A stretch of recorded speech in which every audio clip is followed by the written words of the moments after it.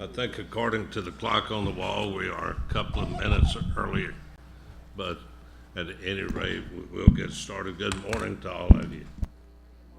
Thank you for being here. Call the meeting to order. Rhonda, would you please call the roll? Commissioner Bedell, Present. Commissioner Bradford. Present. Commissioner Murphy. Present. All present are accounted for. Thank you.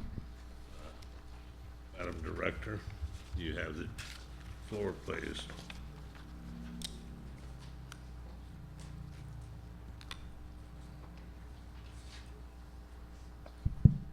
Good morning, Commissioners.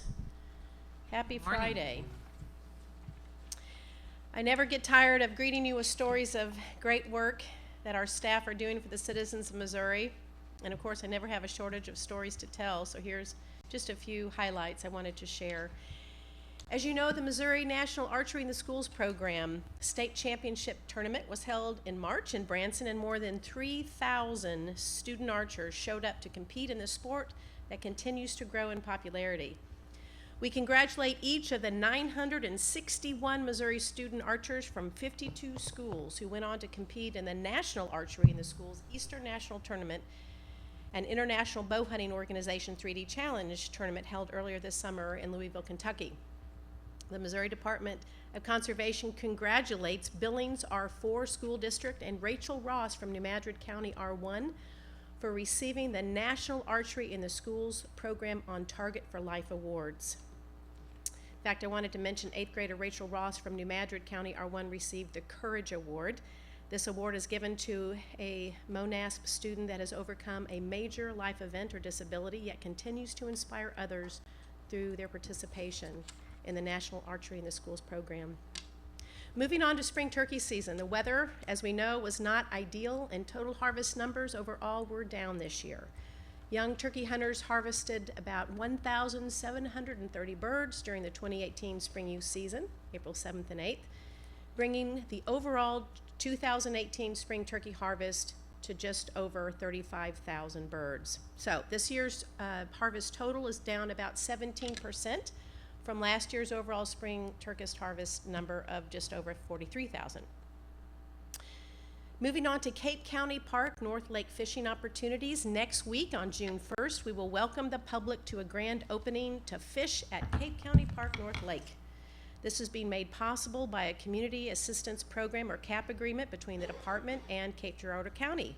And fisheries biologists say that the lake on the north side of the park is ready to fish.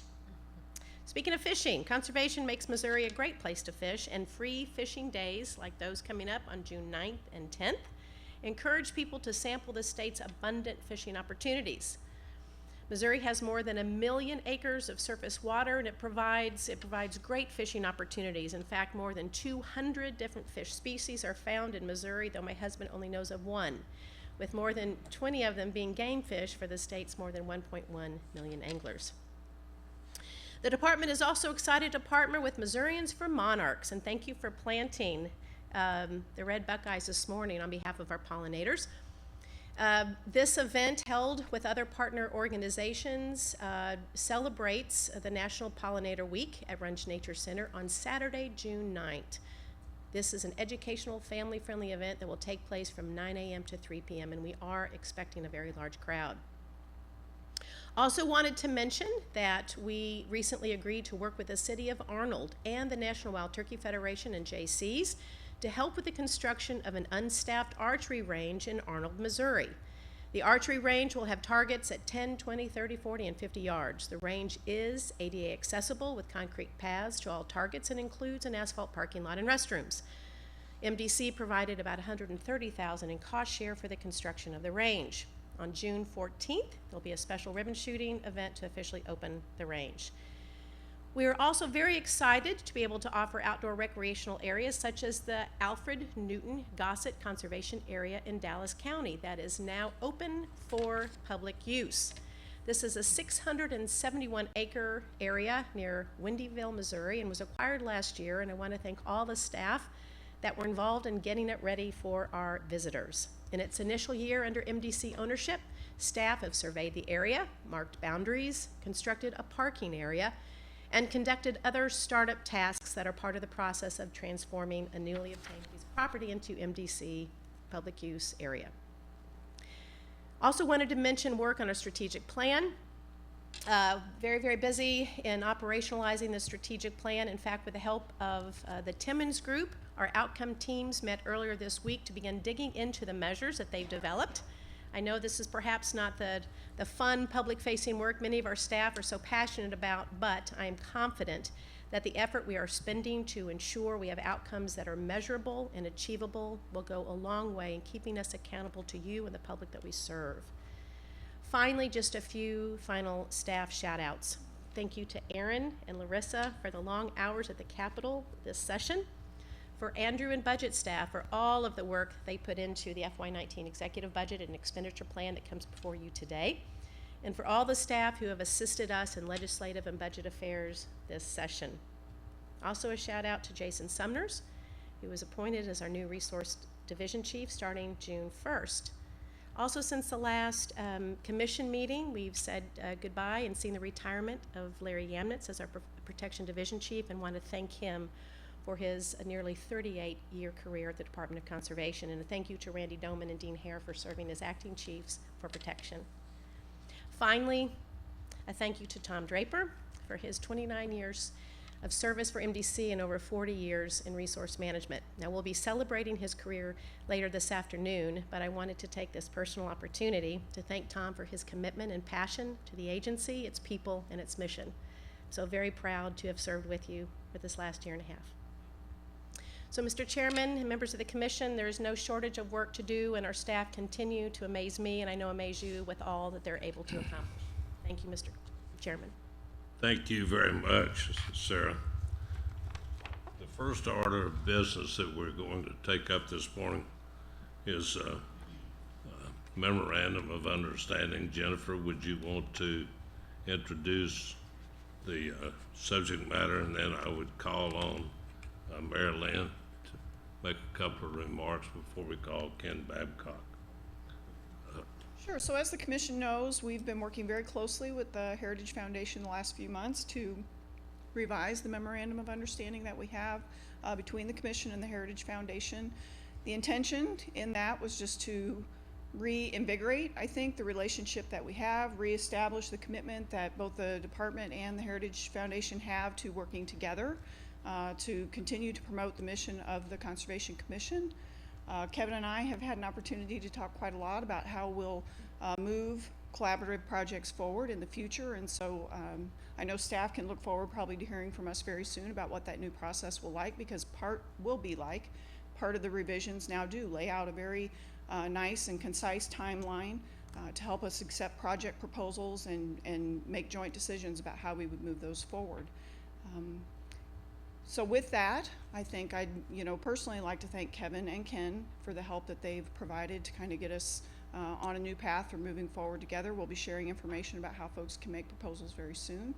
But with that, I'd like to, with the chair's permission, introduce Ken Babcock, who is currently serving as the chairman of the Missouri Conservation Heritage Foundation. Thank you, but Ken, before you start, I'd like to make a comment. The chair serves as a member of the board of this organization, and either the chair or the designated person. And I would certainly be remiss if I didn't recognize Mary Lynn for participating in that effort, meeting, spending the time, and Thank you. as hard as she has worked on this issue. And I know, Ken, that you and Kevin join me in that, and would ask her if you would like to make a remark about this.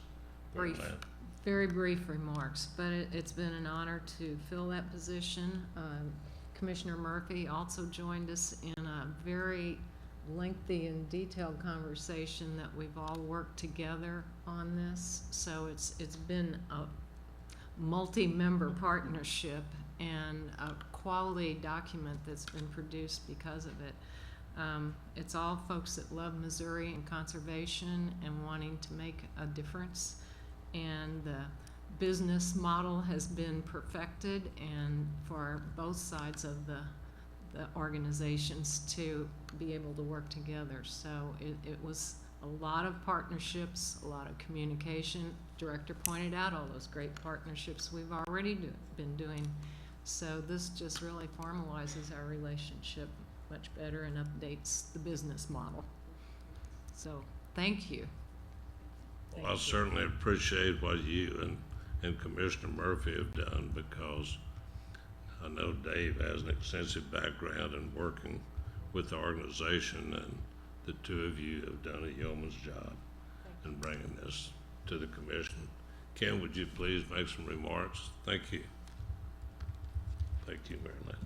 Thank you, Mr. Chairman, and thank you to the entire commission. It's taken a little while to get to this point, but again, everybody's commitment to conservation in Missouri is what got us here. I'm reminded of several years ago when a young man who worked for the Department of Conservation by the name of Richard Baskett left the department and went to work for Ducks Unlimited, and I told him, I said, I hate to see you leave our team. And he said, I'm not leaving your team, I'm just playing a different position.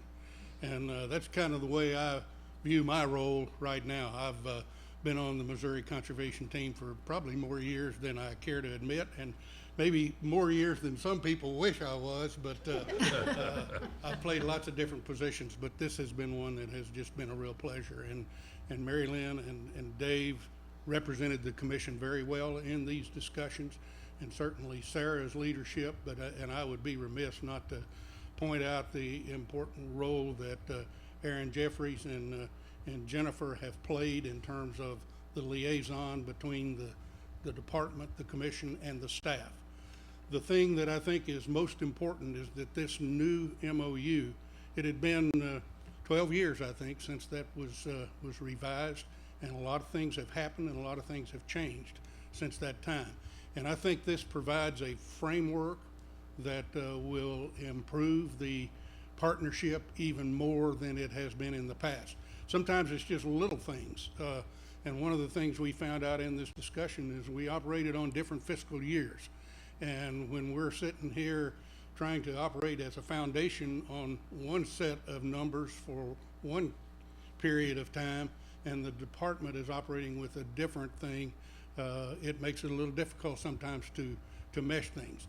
The foundation at our meeting earlier this week voted to change our fiscal year to be consistent with the department, and that's going to go a long way in terms of providing the coordination. I am really very excited about this. The one main thing about that MOU to me is that it clarifies timelines for coordination, for cooperation, and specifies what those areas are. And it makes a commitment to the foundation and the commission and the department to establish an annual operating agreement so that we sit down before the year starts, and now we're talking about the same year, we'll sit down and decide together what we're going to do. I appreciate everybody's involvement in this. I'm really excited about the future of the foundation, the future of this partnership. And Sarah mentioned the MONAS program and the success of that. It was amazing to be a part of that. But from the foundation standpoint, the one thing that I would point out is that by partnering on a program that the department had already been doing very well, we were able to increase the number of participants, and not just the archers, but their families that came and were a part of that. We brought on partnerships with people like Bass Pro Shops that made this an enjoyable event, not just for the archers, but for everybody that was there. And from the standpoint of having worked for a not-for-profit for about 17 or 18 years, the bottom line is often the thing that's important. And out of all of this, that effort generated $130,000 net dollars for improving conservation in Missouri. Thank you, Mr. Chairman. Thank you, Commission. Thank you, department staff, and everybody else for getting us to this point, and we're excited about the future. Thank you. Ken, thank you for your leadership in bringing this to fruition. I would, at this time, call for a motion to accept this memorandum of understanding. Sir, You have a motion. I have a motion. Thank you, Second. Commissioner. And a second. Any discussion? Hearing none, I will call the question. All in favor, please say aye. Aye. Motion carries. I'm proud on behalf of the Conservation Commission to be able to sign this document this morning.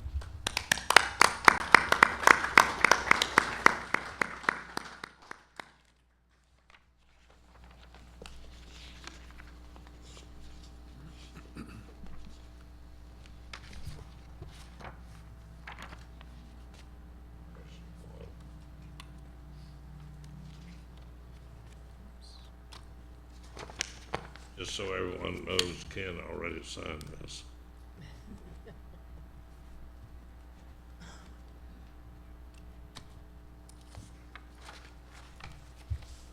Again, thank you.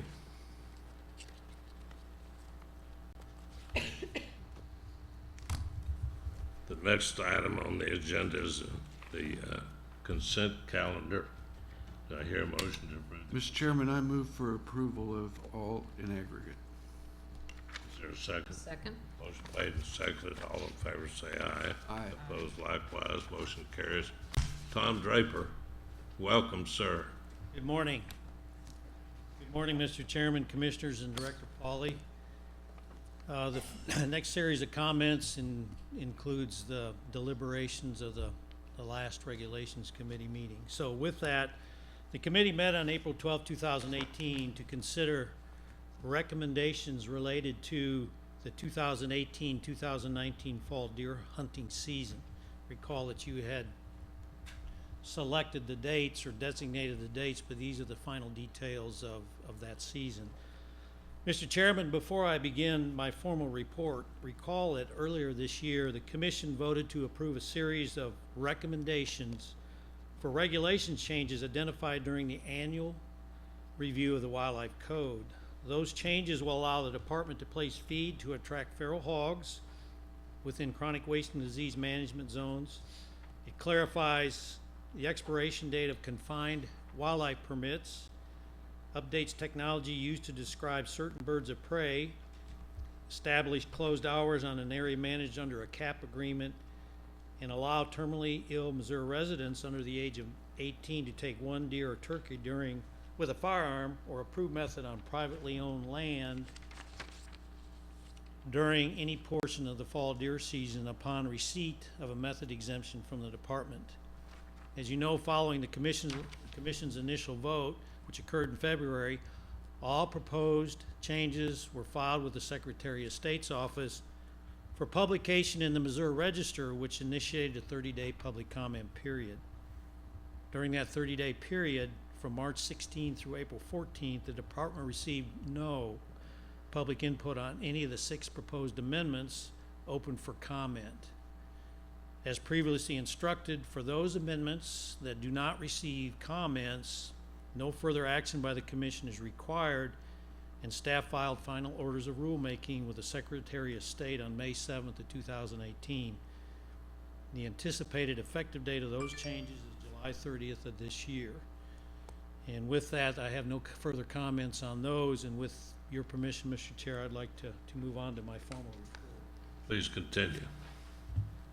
As you recall, in December 2017, the Commission voted to set dates for each portion of the 2018-2019 deer season to allow hunters as much time as possible to prepare for the following year's season. And in your packet, those dates are listed. Today, I will ask the Commission consideration of a series of action items that will adjust regulations pertaining to the harvest of antlerless deer, allow the department to more effectively manage chronic wasting disease and establish management zones, identify specific counties where mandatory CWD sample collection will occur, set deer and turkey hunting regulations on conservation areas, and establish managed hunts for the 2018-2019. Mr. Chairman and Commission, before I move forward with these action items, I'd like to call to the podium Resource Scientist Barb Keller, who will provide details of the 2018-2019 deer season recommendations to the college. Barb, welcome.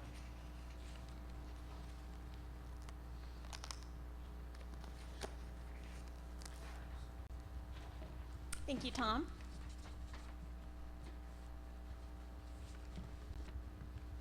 Good morning, Commissioners, Mr. Good Chairman morning. and Director Morning, Polly. Dr. Keller. It's my pleasure to be here today to present our recommendations for the upcoming 2018-2019 deer season. I do want to note that these regulations were developed with significant input from all members of our CERVID program, which includes Aaron Hildreth, Kevin Wiskirkin, and Jasmine Batten. So today I'm going to begin with an update on our 2017-2018 deer season harvest and an update on how our population is doing in the state. Then I will give an update on our 2017-2018 CWD surveillance and management efforts, and then present our regulation recommendations for this upcoming 2018-2019 deer season. As a reminder, relatively minor changes were made for regulations going into the 2017 deer season. They were mostly related to the new additions of counties into our CWD management zone. And as reference, here are our 2016 deer harvest totals for each portion of the deer season. As a reminder, deer harvest during 2016 was down slightly from the previous year. And here we can see the 2017 deer harvest totals. Those numbers in the brackets next to the harvest totals represent the percent change from the previous year. So you can see that for the most part, deer harvest was up in 2017 compared to the previous year. Notably, we had a very good early youth season harvest, up 56% compared to the previous year. This was particularly favorable weather that weekend, which likely contributed to that high harvest. Our late youth and archery season harvests were actually record harvests. These are the highest harvests that we ever recorded for those portions. The only portion in which we had a decrease from the previous year was our alternative methods portion, which was 6% less than the previous year.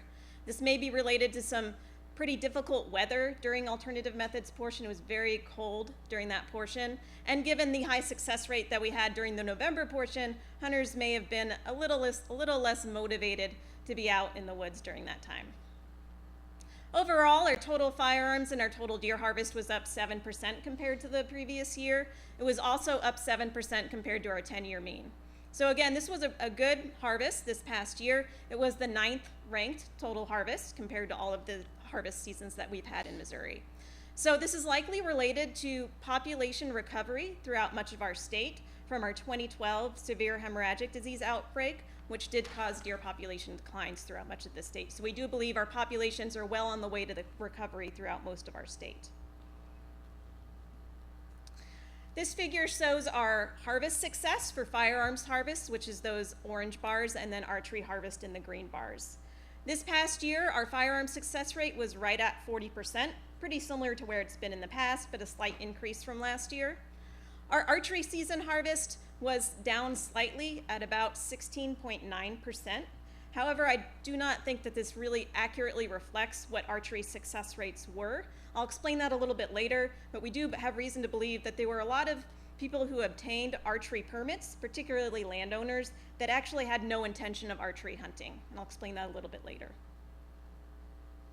As I mentioned, we did have a record archery season harvest this year, so that was 51,991, 9% higher than the previous year. It was 5% higher than our 5-year average and 10% higher than our 10-year average. As a reminder, in 2016, we did make a pretty significant regulation change where we allowed crossbows as a legal method during archery season.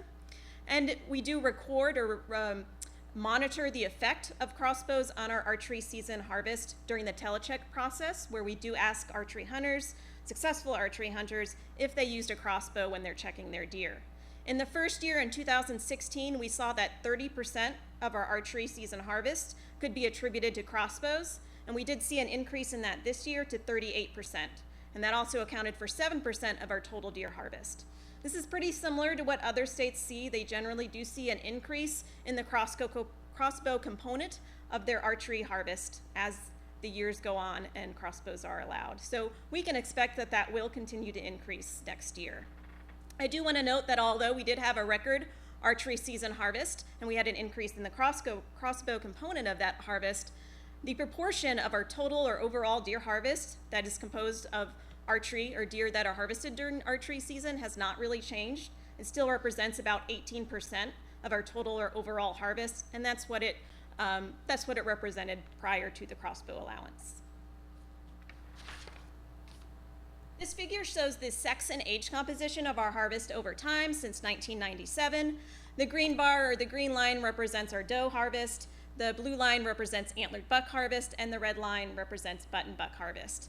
So you can see that beginning in 2014, we began harvesting more antlered bucks than does, and that's the first time that that happened in the prior 10 years. And that was an intention of some of the regulation changes that we made to reduce some of the pressure on the doe segment of our population and to allow populations to recover from that severe hemorrhagic disease outbreak. And that has continued, that trend has continued since that time. And for the past 2 years, we've actually had record antlered buck harvest in the state. So for the second year, we've harvested more antlered bucks than we ever have in the state. And so that this year, that number was 136,127. I'll explain a couple of factors which are contributing to that record antlered buck harvest. This map represents the change in antlered buck harvest by county. This is the percent change relative to the previous year. So those counties that are in red and orange represent decreases in antlered buck harvest compared to the previous year. Those counties that are from yellow to green represent increases in antlered buck harvest. So for the most part, you can see throughout much of the state, we did have increases in antlered buck harvest, and that was pretty well distributed throughout much of the state. We did have a total of about 8,000 more antlered buck harvests, more antlered bucks harvested in 2017 compared to 2016, and that was distributed across 80% of the counties. I do want to note that those counties which saw some of the highest increases in antlered buck harvest were those counties where we rescinded the antler point restriction last year. And this is similar to what we saw in 2016. The counties with the highest antlered buck harvest were those where we rescinded the antler point restriction. And so those 4 counties where we rescinded the antler point restriction are represented with those yellow stars there, and that's in the St. Clair area. Those 4 counties alone accounted for 16% of that increase in antlered buck harvest. Another factor which might be contributing to that increase in antlered buck harvest is that our hunters might be becoming slightly more selective in the deer that they choose to harvest. So during our hunter opinion surveys, which we conduct every few years, we do ask hunters what their plans are for harvesting deer, whether they intend to harvest the first legal deer that comes along, or whether they're planning to harvest mostly large antlered bucks. And so we have seen since the 1990s, the percent of hunters which choose to harvest their first legal deer has been decreasing. So again, that might influence that higher antlered buck harvest that we're seeing, is that hunters might be becoming more selective in the deer they choose to take. So we believe, again, the removal of the antler point restriction in some of those counties, overall harvest increases that we're seeing throughout the state, which is related to that recovery of our deer population throughout the state, slight increase in hunter selectivity, as well as the continued favorable timing of our opening weekend and of the November portion are likely contributing to this high antlered buck harvest. Specifically, our opening day for the November portion generally creeps 1 day earlier each year with the calendar creep. That's going to continue for this year. So this upcoming season in 2018, opening weekend will occur the earliest date in the calendar that it can with our current season timing. And then that will reset itself, which it does about every 6 years. So in 2019, that date will move back further into the calendar. We can expect to see decreases in antlered buck harvest due to that. And this is just due to the timing and overlap with that opening day and the timing of the deer rut. Antlered bucks are certainly more susceptible and vulnerable to harvest if they coincide with the height of the deer rut. So again, we can expect that trend to continue, all other factors held constant for 2018. This figure represents our hunter participation over the past few years. The green line here represents total numbers of hunters with holding permits, and the blue line represents those firearms hunters. The red line represents our archery hunters. So you can see that for the most part, our total number of hunters has remained relatively stable over the past few years. There is a very slight decline there, but for the most part, this is pretty stable. The firearms trends follow very closely to what those total trends are. However, if you look at the red line there representing our archery permit holders, you can see that since 2016, that has increased. The first year that it increased in 2016 is likely due to the allowance of crossbows as a method of archery harvest and recruiting more hunters due to that allowance. In 2017, I believe that number of 240,529 is a bit inflated. And that is because there was a change this year in 2017 made to the way that landowners were able to obtain their permits. So in the past, when a landowner went into a vendor to obtain their no-cost permits, the vendor would have to enter information specific to each permit that landowner wanted to obtain and to print out in those individual permits separately. A change was made in 2017 where the vendor only needed to enter that information once, and then they could simply print off all of the permits that that landowner could legally obtain. So what we think happened is a lot of landowners ended up walking out of vendors with archery permits that actually had no intention of archery deer hunting. And we can see that reflected in the percent increases in permits by type that were issued in 2017 compared to 2016. So here we have the mean number of permits issued by type from 2011 to 2015 as reference. You can see that in 2016 there was an increase in archery permits, likely due to that crossbow allowance.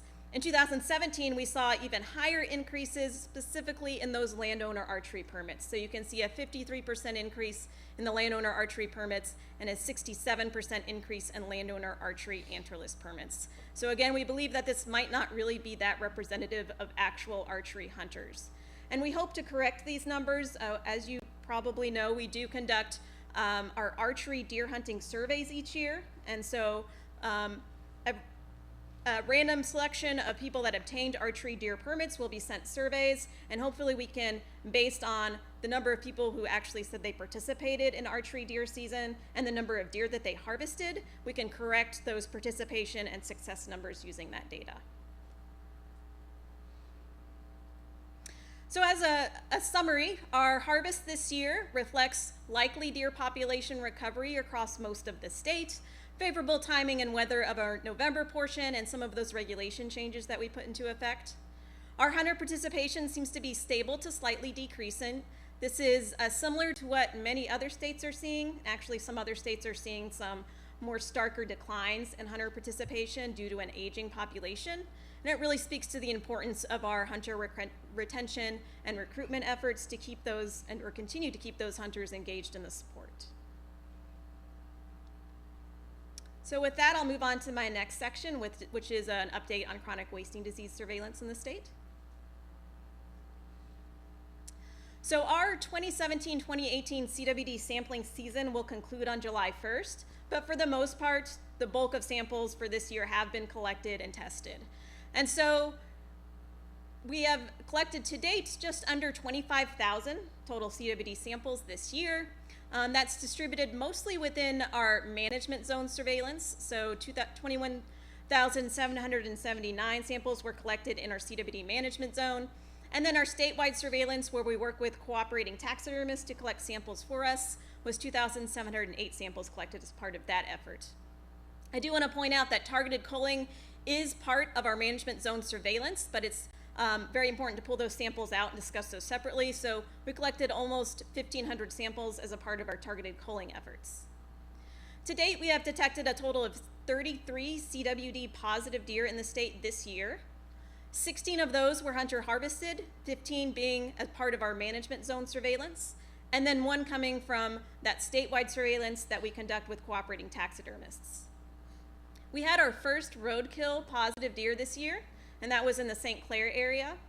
And then 16 positives came as part of that targeted culling effort. And I do want to highlight that although the targeted culling samples represent about 6% of overall the samples that we collect, they account for nearly 50% of the positive deer that we detect. And so those are 16 positive deer that would have remained on the landscape had we not conducted those winter operations and targeted culling. So it's pretty important for our ability to manage the disease in the state. That brings our cumulative total to 75 since we began testing for CWD in the state. I want to just briefly show you the geographic distribution of those 33 positive deer and where we found them. 3 positive deer were detected in our Adair Corps area. 4 positive deer were detected in the Northern Lynn, Sullivan County Corps area. This is a new Corps area which was just created this year due to the detection of 1 positive deer, so we detected an additional 3 after that first detection.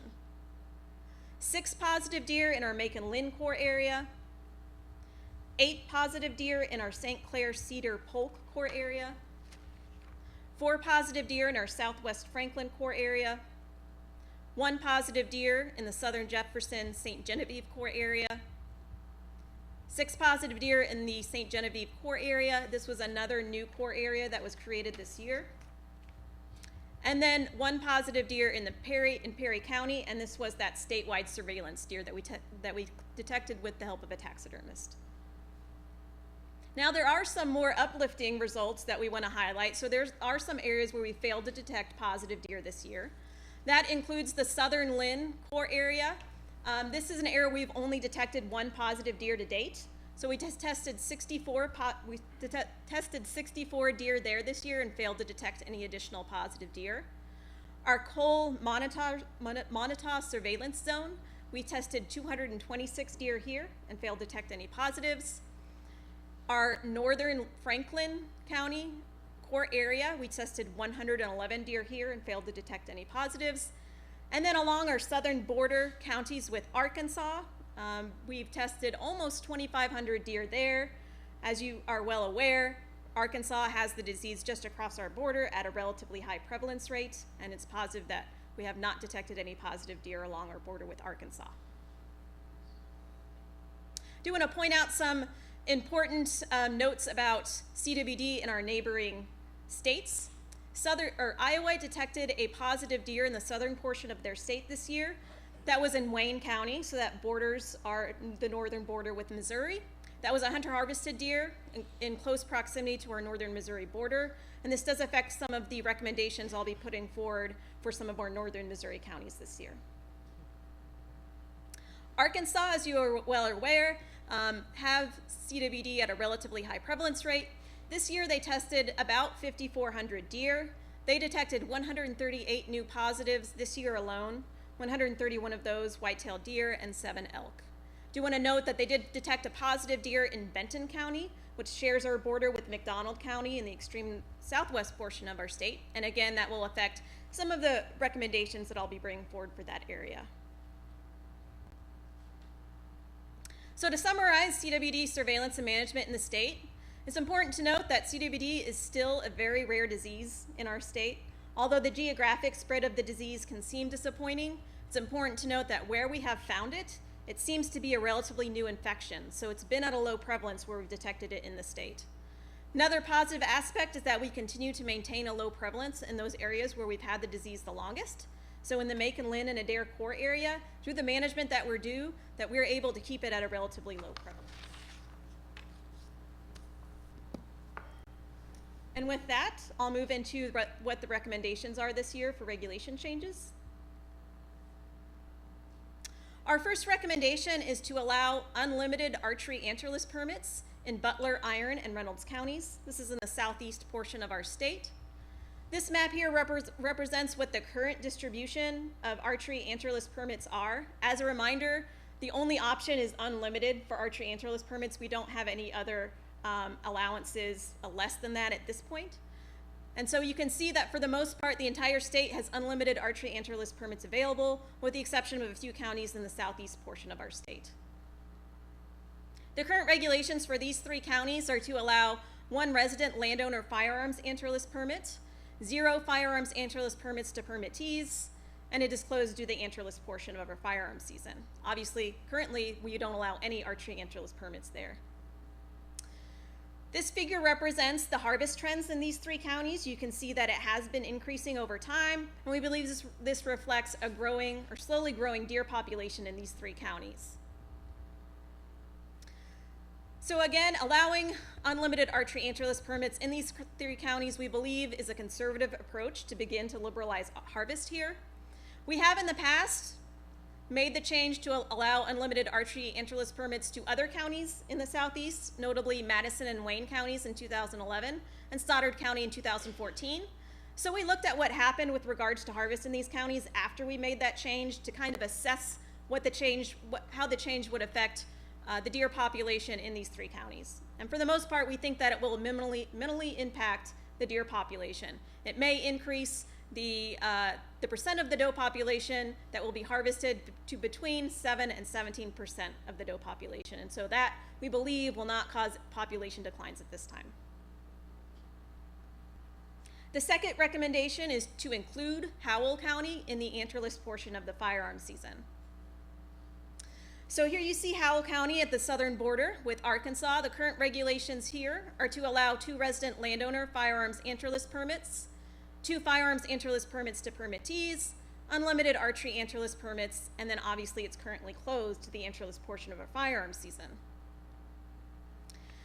The harvest in Howell County, which is reflected here in this graph, has been increasing over recent years. This past year in 2016, we did have record harvest in Howell County, which again we believe is reflecting an increasing deer population in this county. The antlerless portion, which again is a 3-day season, typically accounts for about 5 to 10% of total doe harvest in the county. Since we've reduced it to that 3 days, we don't believe that opening Howell County to the antlerless portion of the firearms season will significantly affect the deer population there. We are projecting that it will increase harvest from about 2,950 does harvested to between 3,000 and 3,200 does harvested, which again, we think maybe will increase the percent of the doe population that's being harvested from about 15% to between 18 and 19%. This will help stabilize or perhaps slow the growth of that deer population. We don't believe it will cause population declines. So again, we have a growing deer population in this county, allowing landowners the opportunity to harvest additional deer during the antlerless portion of the firearms season. Again, will provide them the additional opportunity to manage the deer population. It's not likely to significantly impact the deer herd here. It's also important to note that Howell County is along our border with Arkansas, and although it is not currently in a CWD management zone, it is on the border with other counties in the CWD management zone. So it seems appropriate to begin to stabilize the population here. Our third recommendation is to remove Andrew, Atchison, Holt, and Nottoway counties from the antlerless portion of the firearms season. These counties are in the extreme northwest portion of our state, as you see here. Current regulations for these counties are to allow 2 resident landowner firearms antlerless permits, 1 firearms antlerless permits to permittees, unlimited archery antlerless permits, and obviously they are open currently to the antlerless portion of our firearms season. So this portion of our state has had population declines. It was most severely impacted by the 2012 hemorrhagic disease outbreak, while other areas of our state seem to have recovered or seem to be on the road to recovery from that outbreak. These northwest counties are one area of the state which seems to lag behind and seems to be struggling to recover from that. And so this figure here represents the harvest trend in those 4 counties. You can see that they've decreased significantly from the 2000s and have failed to recover. The harvest in these counties is 23 to 37% below the 10-year mean. We are seeing an increasing percentage of firearms hunters that think there are too few deer, and an increasing percent of landowners that think there are too few deer in these counties. So we believe the deer population here is well below socially acceptable levels. So it seems like a prudent and conservative measure to remove this additional harvest opportunity, which is no longer needed here. Our fourth recommendation is with regards to adding new counties to the CWD management zone. So the regulations that typically go along with that is to remove the antler point restriction where it exists, increase the availability of antlerless permits, and expand the antlerless portion to cover those new counties. This map here shows in orange our current CWD management zone counties, and then a 25-mile buffer around our positive CWD sections, and then the proposed new additions to the CWD management zone are in that cream color there. So you can see that these counties all fall within that 25-mile buffer of new detections on the landscape. So with these proposed additions, we would be moving towards 48 total counties in a CWD management zone. And those 7 counties include Bollinger, Cape Girardeau, Grundy, Madison, McDonald, Mercer, and Perry counties. As a reminder, a regulation that goes into effect when a county is placed into a CWD management zone is that a feeding and supplemental mineral ban will go into effect with that. So removing the antler point restriction will only affect 2 counties where it currently exists in the state, and that's Mercer and Grundy counties in the northern portion of our state. Removing those 2 counties from the antler point restriction will reduce the number of counties that are currently under an antler point restriction to 37 total counties. Firearms anti-list permits increases include increasing the anti-list permits to 2 in Grunder, Mercy, McDonald, and Perry counties. That's the approach that we typically take. We are this year advocating for a slightly more conservative approach to some of those counties in the southeast. And so that includes Ballinger and Cape Girardeau counties, which are currently at 1 firearms anti-list permit. We're recommending that we maintain those at 1 firearms anti-list permit. We only added Ballinger, 1 anti-list permit to Ballinger last year. We do believe that the current harvest in those counties is likely enough to maintain a stable population, and that is the objective of increasing firearms anti-list permits to 2, is not to decrease countywide deer populations, but rather maintain stable populations and prevent population increases. And we believe that we can achieve that with maintaining 1 in Ballinger and Cape Girardeau County. Madison County previously had 0 firearms anti-list permits, so we think it's reasonable to increase it from 0 to 1 firearms anti-list permits rather than 0 to 2. Obviously, we'll monitor how these changes affect harvest in these 3 counties and the deer populations, and assess whether we need to make any changes in the next year. However, as far as landowner anti-list permits are concerned, we are increasing those, or recommending that we increase those to 2 to all new additions to our CWD management zone. So we would increase landowner anti-list permits to 2 in Ballinger, Cape Girardeau, Madison, McDonald, and Perry counties. We are also recommending that we open the anti-list portions to all new additions to CWD management zone. And so that includes Ballinger, Cape Girardeau, Howell, Madison, McDonald, and Perry counties. As a reminder, this map represents what that will look like in the booklet for those counties that are open during the anti-list portion. And so I just do want to point out that that also reflects taking those 4 counties in the northwest portion out and adding Howell County to the anti-list portion. Our 5th recommendation is this is with regards to mandatory sampling during the CWD, in the CWD management zone. And so we do recommend that we require mandatory sampling during the opening weekend of firearm season in 31 counties in our CWD management zone. As a reminder, the objectives of our mandatory sampling regulation are to assess and establish a baseline for disease occurrence, intensity, and spatial distribution in new areas of detection, monitor changes in disease patterns, and detect sparks from CWD core areas. I just do want to point out that monitoring the disease in this way does require many more samples than simply with our statewide surveillance effort, and where we simply want to detect the disease where it exists on the landscape. And so these are those counties in gray shown on this map are those that we are recommending have mandatory sampling. And so I won't read through that laundry list of counties, but I will note that these counties represent new additions to our CWD management zones, counties where a CWD positive deer have been detected, and those counties within approximately 5 miles of where a CWD positive deer has been detected, as well as those counties along the border of Arkansas, given the high prevalence just across our border. Kevin Wiskirkin is the IC this year for mandatory sampling. He provided me with this map. So they've already been trying to identify where we might do the sampling in these counties. And so the sampling locations are represented here with those blue triangles, and then a 15-mile buffer around those locations you can see here. So that covers most of the counties where we're asking to conduct mandatory sampling. Always important to consider the demand on staff with regards to this sampling. So we estimate that we might require about 814 total staff to sample at these 61 stations that we're proposing.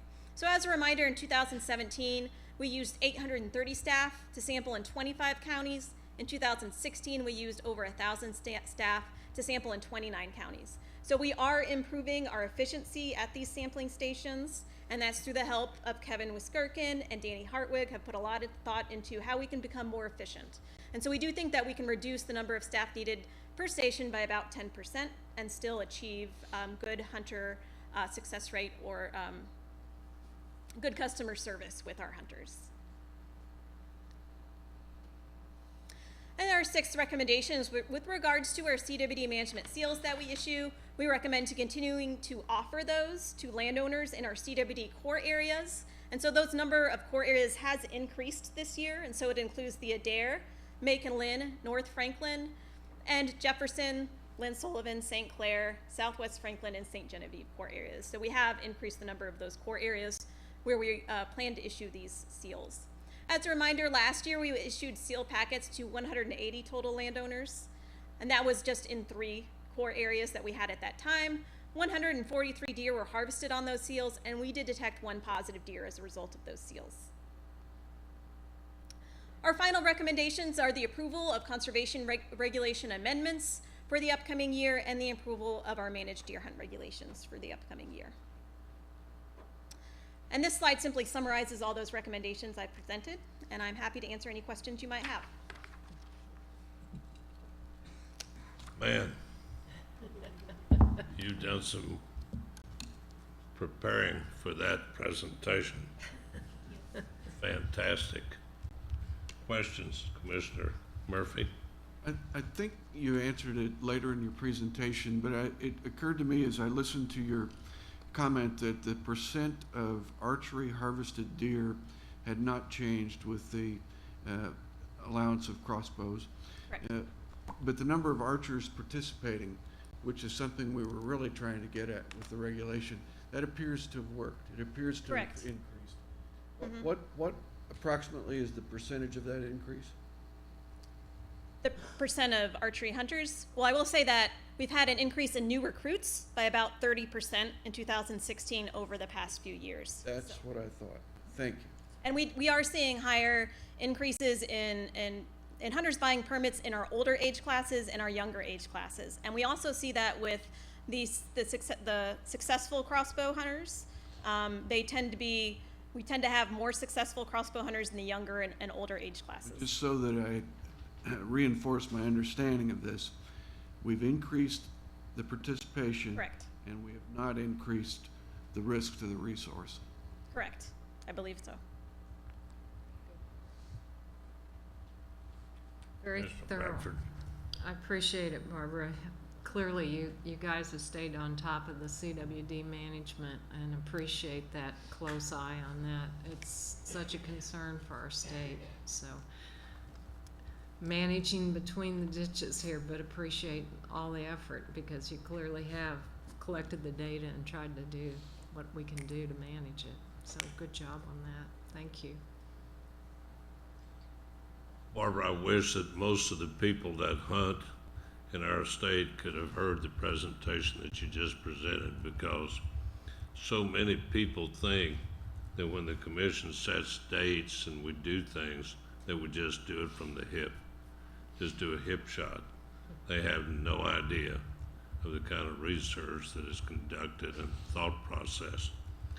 Out of curiosity, with the deer kill that we've experienced here, how does that compare to surrounding states like Arkansas, Kentucky, or would you have that information? Yes, so generally we're higher than Arkansas. There are some states that we have lower deer harvest. Michigan and Wisconsin are much higher than we are. They also have more hunters than we do. But we're among the top in the Midwest area, but not the highest. Okay, well, we appreciate the presentation and appreciate all the hard work that you and the staff have done. Any other questions, comments? Just one. In the survey where it asks if you shot the first legal deer, and then the alternative was large antler bucks, there's a few eccentrics like me that selectively harvest does. Right. We ask actually a series of options, and then we compile options into selective hunters versus non-selective hunters at the end.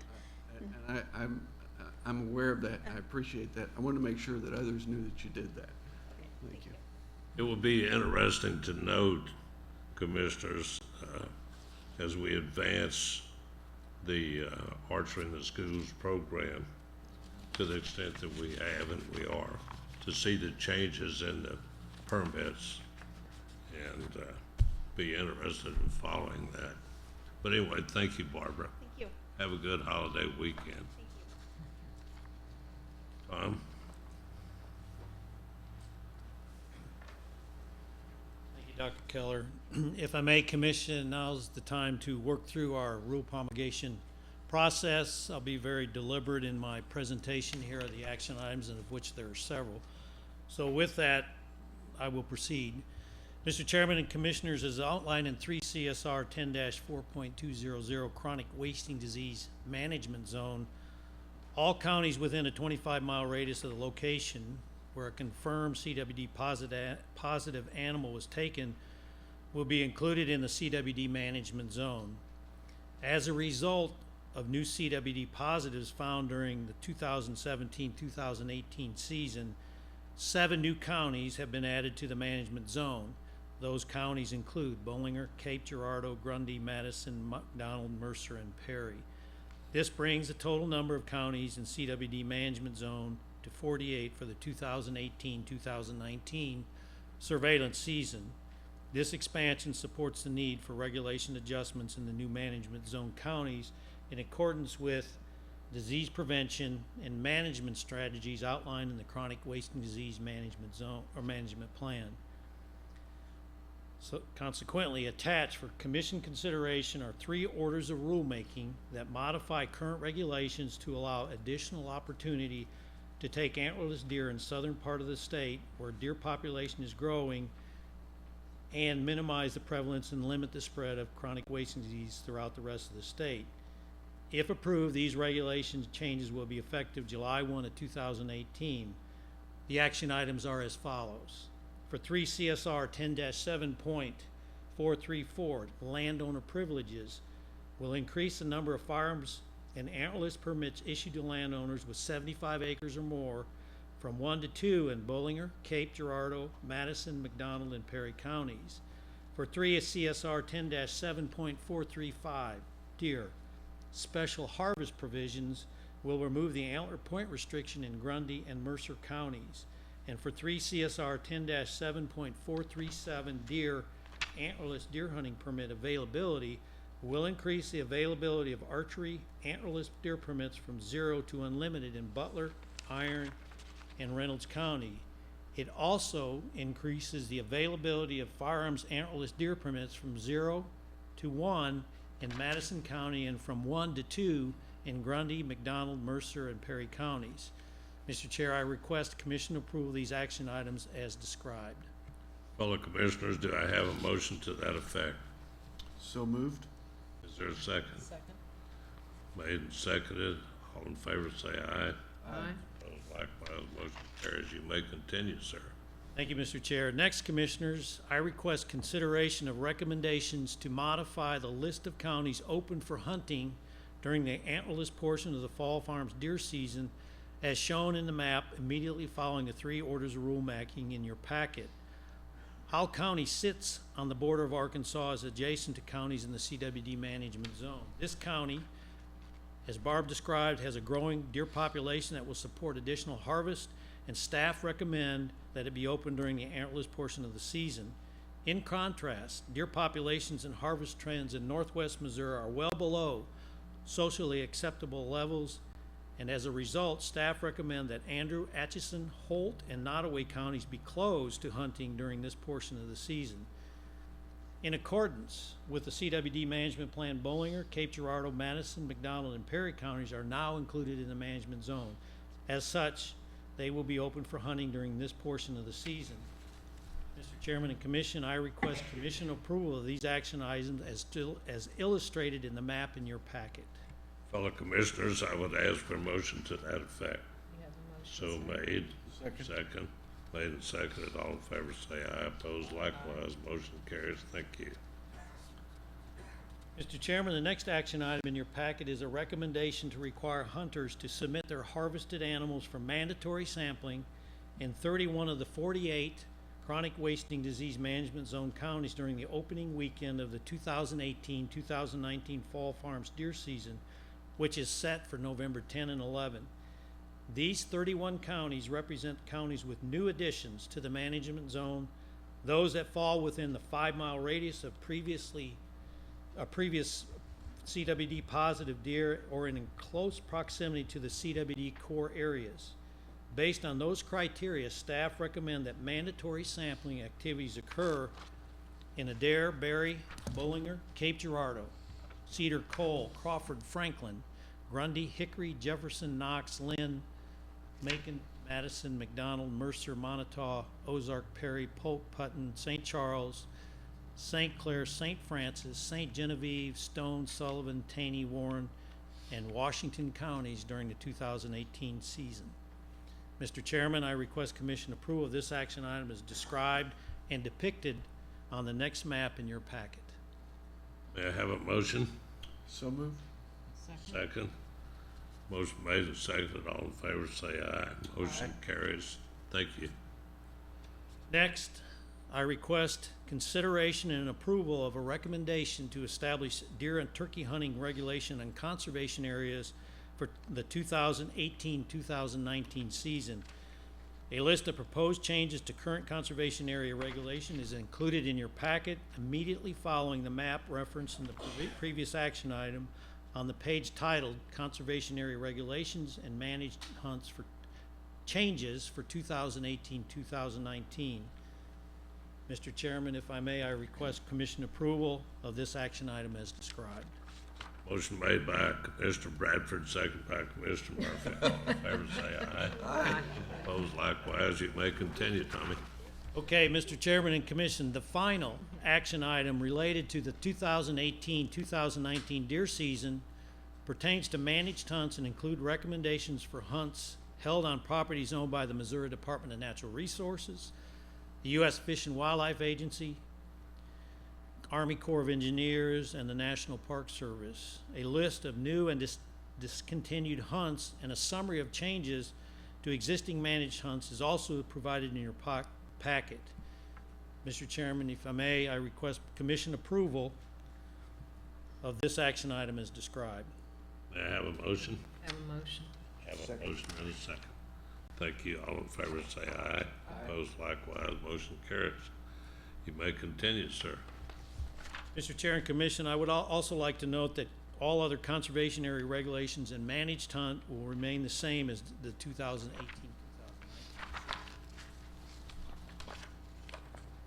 Mr. Chair, this concludes the formal action items related to the 2018-2019 deer season. I do have a few more comments, if I may.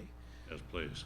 For your information, the department will continue to issue the no-cost CWD management seals to landowners who are participated in past years and who own 5 acres or more within the designated core areas. If requested by the landowner, the department would also provide additional seals in allotments of 5. The key point here is that we must continue to maintain landowner relationships and involvement in this important battle against this disease. And this is one mechanism. While it takes a significant effort of staff and process to get those to these folks, it's really important that we maintain that relationship with landowners, and we're proud to say that staff have done a wonderful job of maintaining that relationship. Also, during this regulations committee, the committee discussed FY19 regulation committee priorities, and that's listed on page 3 of my formal report. What's also noted in that report that we continue to get requests or input from citizens who would like to use artificial lights, night vision, or thermal imaging equipment to take predators, including coyotes, on public and private land. Given the sound science support the current regulation, no change is recommended to our current approach. However, the committee will continue to examine as we get that type of input, and if we continue to get significant input on that, to monitor that desire versus what is real as for the resource, and we will continue that. Mr. Chairman and Commissioners, since my last Regulations Committee report, citizens have continue to provide input on regulations pertaining to deer and turkey hunting, fishing, and rules that govern activities allowed on public land. You'll find summary of those comments in my report. I might also add that the Regulations Committee is scheduled to continue their deliberations on June 7th. July 19th will be the mid-year code review, and then there will be a meeting in September and November. And Mr. Chairman, unless you or the Commission have other questions, this will conclude my Regulations Committee report. Any questions or comments? Mr. Regulations Committee Chairman, well done. Thank you for your leadership. Mr. Chair, Oh, sorry. Yes, thank you, Tom, for all your dedication to the regulations and bringing it to us in an understandable form that we can understand. And all the public comments that are listed here are not brought to the public's attention, but there's pages of all the public comments, and they all are recorded. So appreciate the dedication that you and Denise do, and thank you. Thank you for your years of work on it. Tom, it goes without saying that you had big boots to fill. Mike, you looked at his boots. Got a big job. I want everyone in here to stand and give Tom a real good thank you.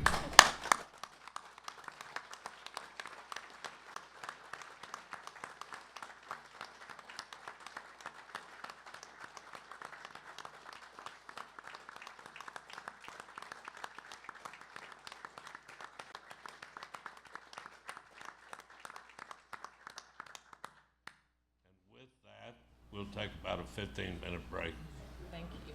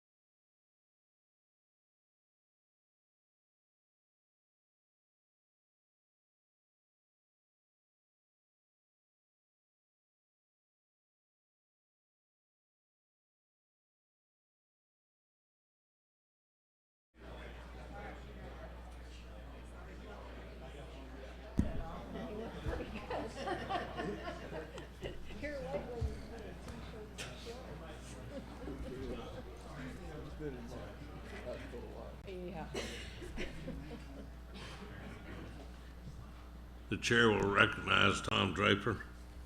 Yes, Mr. Chairman and Commissioners, sincerely appreciate the acknowledgement here just a few minutes ago, but I'd be remiss if I didn't say that if I've had any success at all, it's because of the staff in this room, our scientists, our managers, and Denise Bateman in particular, who's kept me on the straight and narrow as we prepared Regulations Committee reports and the details and making sure that things get to the Secretary of State's office in good order. So I just want to express publicly thanks to staff and all the hard work you've done, because you make us what we are, and we really appreciate that. And thank you, Mr. Chairman. Thank you, Tom. We appreciate it very much.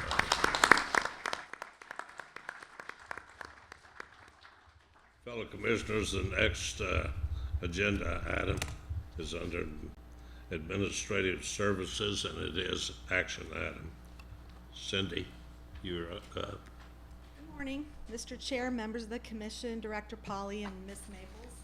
I am pleased to present agenda item number 5, which is an action item seeking Commission approval for changes to the Department's Business Policy Manual, specifically the fuel card and vehicle expense report policy.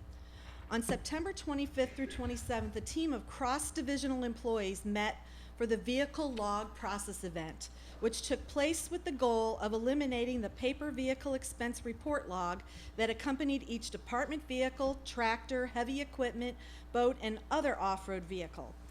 The paper logs were considered duplicative of some of the information obtained electronically at the pump when using the fuel card for fill-up. The team named themselves the Log Busters. Over the course of the lean event, they developed a new process that will be primarily electronic, eliminating the need for the paper logbooks. The new process is expected to save over 6,000 hours of staff time per year. This time savings will allow staff additional hours to refocus on mission-critical work.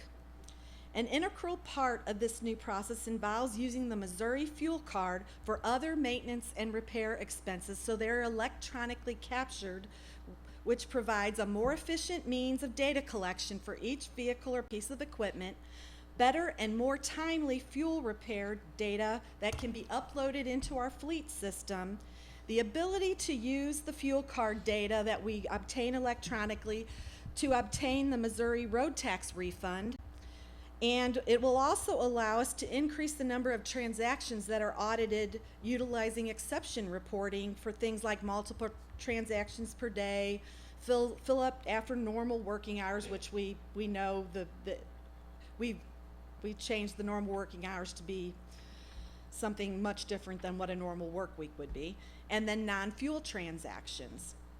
So therefore, we are requesting Commission approval to adjust the fuel card and vehicle expense report policy to reflect the following changes needed to implement the solutions brought forward by the Logbusters team. First of all, we were requesting a policy title change from the fuel card and vehicle expense report to just the fuel card, since we are eliminating the vehicle expense report.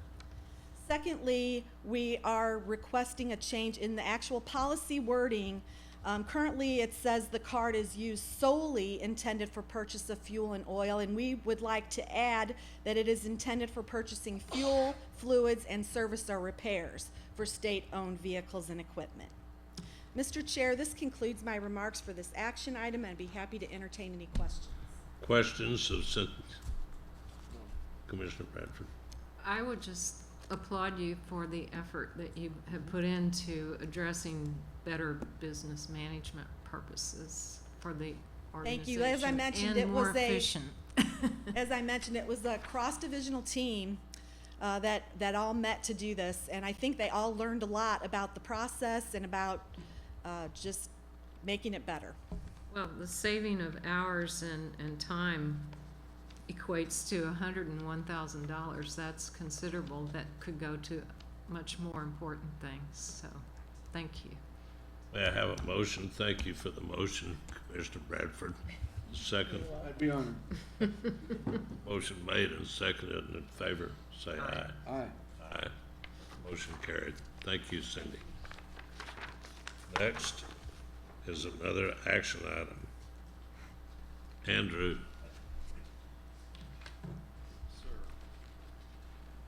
Thank you, Chairman, members of the Commission, Director Pauly, Ms. Maples. It's my pleasure to present items 6 and 7 on the agenda. The first is an action item. It is the recommendation for approval of the department's fiscal year 2019 internal expenditure. The request is based on a detailed budget presented in the April Commission meeting and updated in your books entitled Proposed FY19 Internal Expenditure Plan. This budget marks a significant change in the agency's effort to budget by strategic plan. Thankful to staff who made significant efforts to map out the budget by strategy, and we plan to continue to evolve in our efforts to budget and measure performance by priorities. So the recommendation for fiscal year 19 internal expenditure plan spending is $214,687,891. This request includes an operating budget for personal service expense and equipment of $175,233,819. Capital improvement request of $39,454,072. And I would just note that the capital improvements budget is much higher than previous years to account for the lack of appropriation authority that we received this year. Questions of Andrew? No questions. Questions? I would just point out the detail that you put into our construction request and appreciation for the detail of that.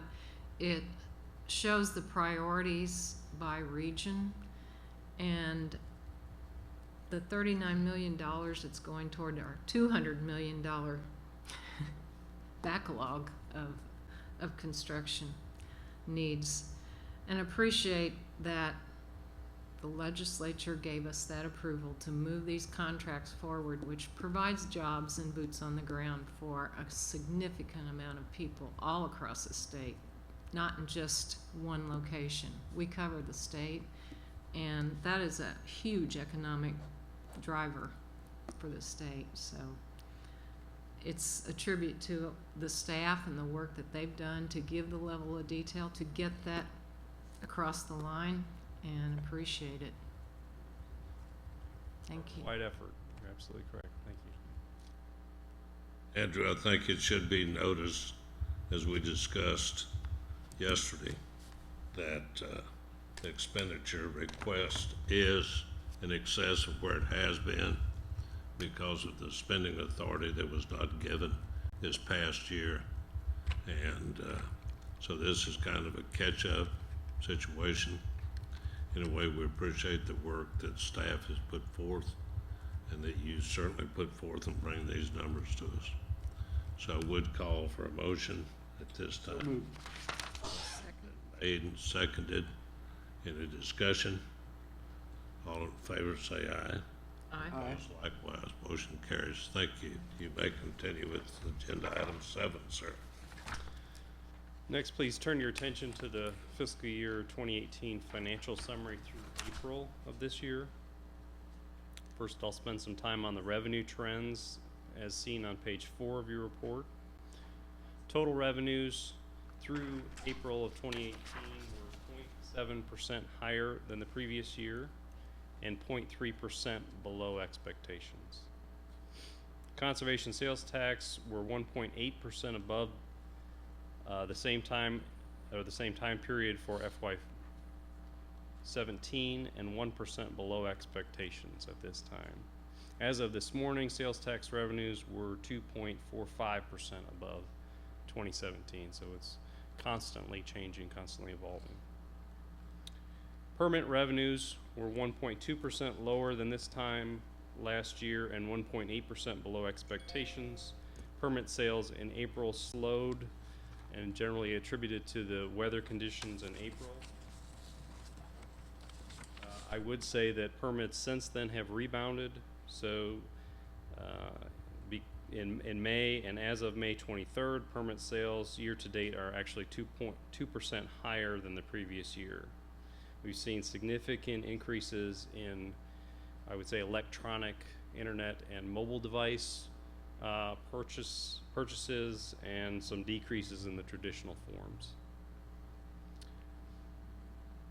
Federal reimbursements were 2.7% higher than this time last year and 5.3% above expectations. Other revenue sources were 10.8% below this point last fiscal year and 3.2% below expectations. If there are any questions on revenues, I'll turn my attention to expenditures. Just one, I'm curious about how would you explain the increase in federal reimbursements? We've made some ground up, actually, if you've tracked the last few months, we've actually been below where we were for federal reimbursements. We're starting to catch up in that claiming of federal dollars, and that's what that calls for. It's really a timing issue as to when we get them. If we turn attention to expenditures, starting on page 5, total operating expenditures were 0.5% higher than this point in the previous year and 2.4% below expectations. Operating expenditures include personal services, expenses, and equipment purchases. Personal service disbursements were 0.6% higher than the previous fiscal year and 1.4% lower than expected through April of 2018. Expenses were 1.2% higher than this point last fiscal year and 3.7% lower than anticipated. Equipment disbursements were 5.3% lower than the first 10 months of fiscal year 17 and 5.3% below expectations. Total capital disbursements were 34.3% below the previous fiscal year and 1.4% below the mid-year adjusted budget at this point in the fiscal year. Capital expenditures include land conservation and partnerships and construction. Total disbursements for fiscal year 2018 through April were 4% below the same time period in fiscal year 17 and 2.3% below mid-year adjusted expectations. Questions? Questions? No questions. Thank you, sir. Mr. Chairman, may I Yes. make a comment? Certainly. Just on behalf of the department, with the approval of the FY19 expenditure plan, this commission has approved implementation of the new compensation plan. And I personally, and on behalf of the department, want to thank this commission for your leadership and support in this new direction, and I know the staff greatly appreciate it. So thank you. You're very welcome. We appreciate what the staff did in the effort to bring the necessary information to the commission to make some decisions. We had a very good study conducted by CBIZ, and it was not done without a lot of deliberation. So thank all of you. Okay, sir, bring us some information on a bid. Good morning, Mr. Chairman, Commissioners. I have agenda item number 8, which is an action item for the Commission. It is a recommendation for authorization to enter into a contract with Klusner Construction Incorporated of Kelso, Missouri for construction of the Headwaters Access Boat Ramp renovation project located in Cape Girardeau County at a cost of $669,169.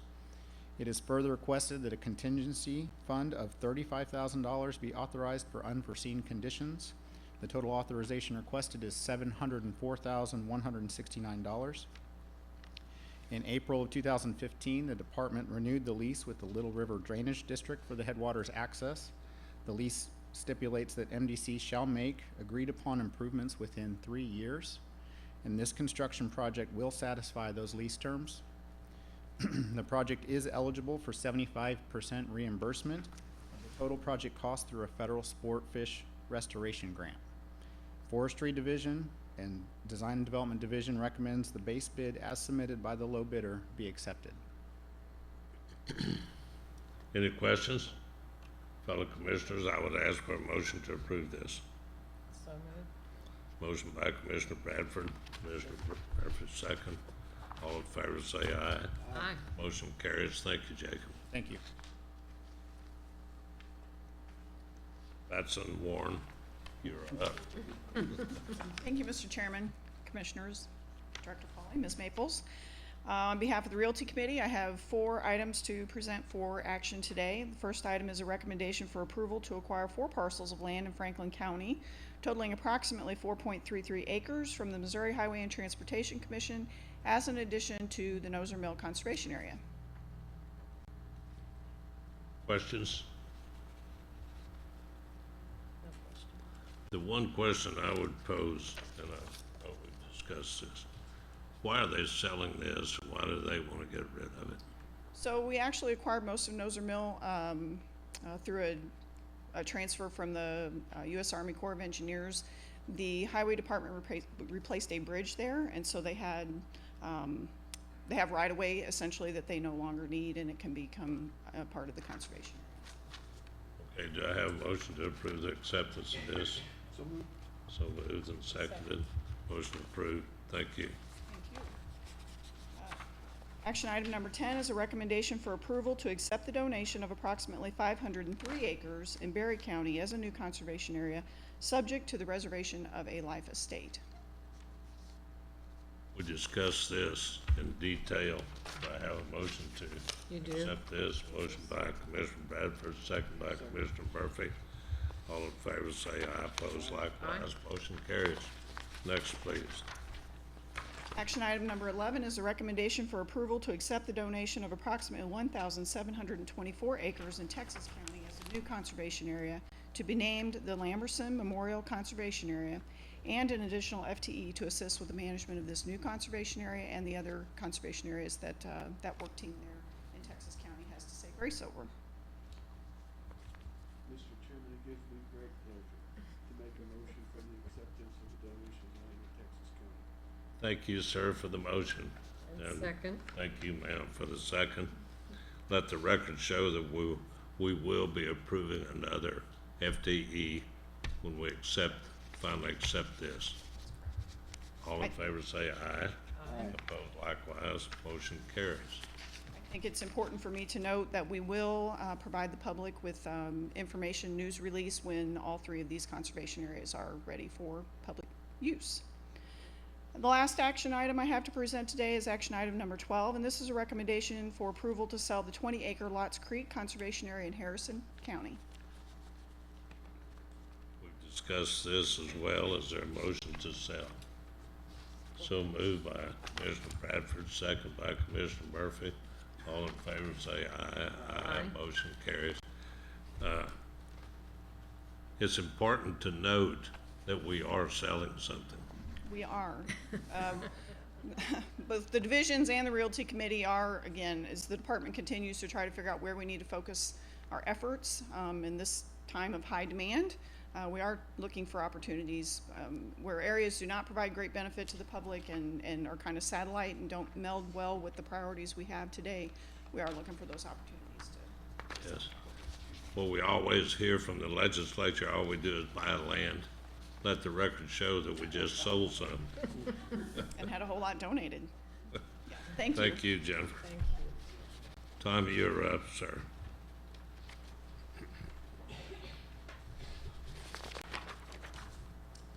Morning. I have the next 3 items on your agenda this morning. Item 13 is a recommendation for approval of reclassification of 3 outreach and education positions. The reclassifications will help us address interpretive duties at the new Wildcat Glades facility in Joplin. The other 2 reclassifications will help us better address outdoor skills and conservation education opportunities in the northern half of the state. Total estimated decrease in ongoing personal services expenditures, if these reclassifications are approved, is approximately $6,000 per year, including benefits. Be happy to answer any questions if you have any. Questions? No questions? May I have a motion? Just a comment, if I may. Okay, please. I think it's encouraging that we see, among the divisions, we see the free exchange of positions to address the needs of of the agency overall. It's a spirit of cooperation that deserves recognition, and I so move. Thank you for the motion and the second. In favor? Aye. Opposed? Motion carries. Thank you.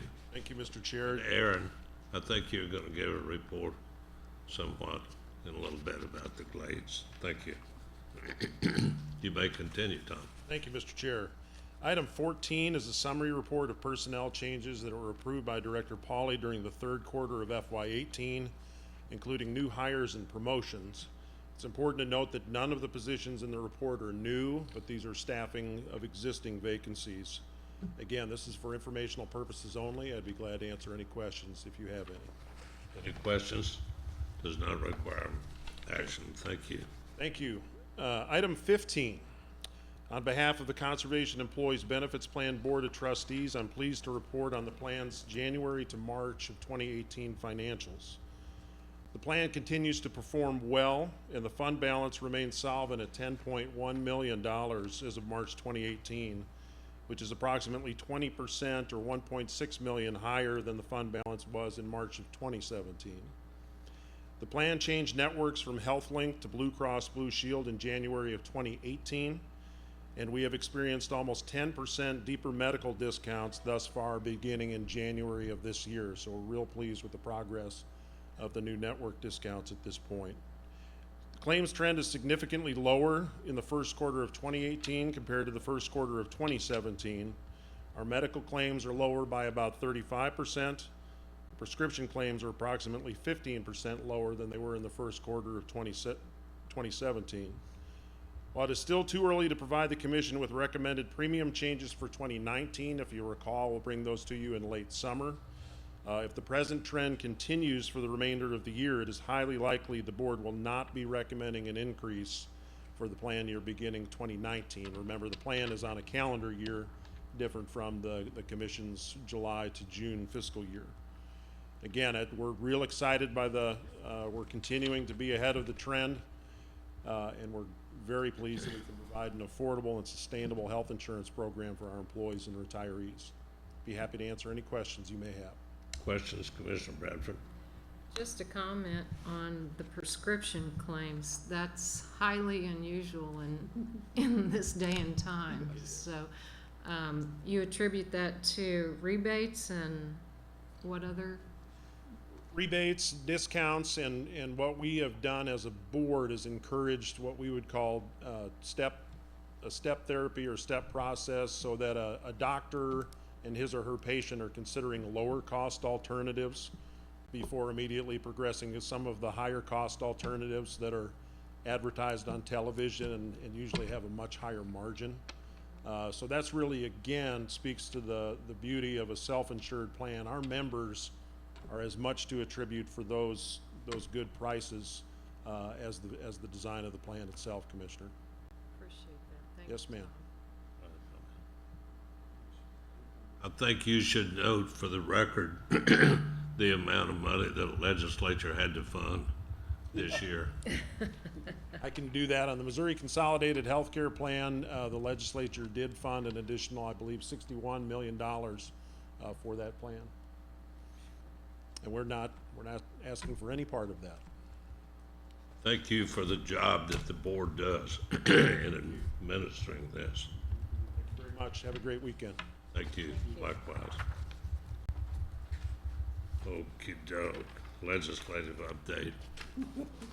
Aaron's back on probation. Yes, sir. Always a good meeting up until this point, isn't it? Good morning, Commissioners. Really appreciate the opportunity to provide a legislative update. As you all know, the legislative session came to an end on May 18th at 6 p.m. We were counting down the minutes, of course. This was the longest session on record. It started at the earliest date possible and ended on the latest date possible. This year we saw 2,331 bills introduced by the General Assembly. I think that's a record number of pieces of legislation introduced. We normally track about 300 to 400 bills per year, not just related to the Commission, but also the business side, office administration, and I'll highlight some of those bills as we work through here.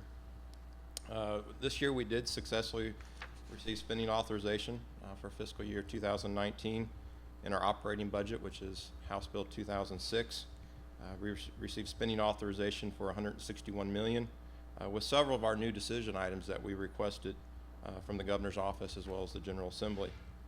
Unfortunately, as we've discussed, there was restrictive language added to our House Bill 2006 that prohibits the department from advertising in sport venues, which the sport venue would be the arena or the stadium where a sport activity is being held.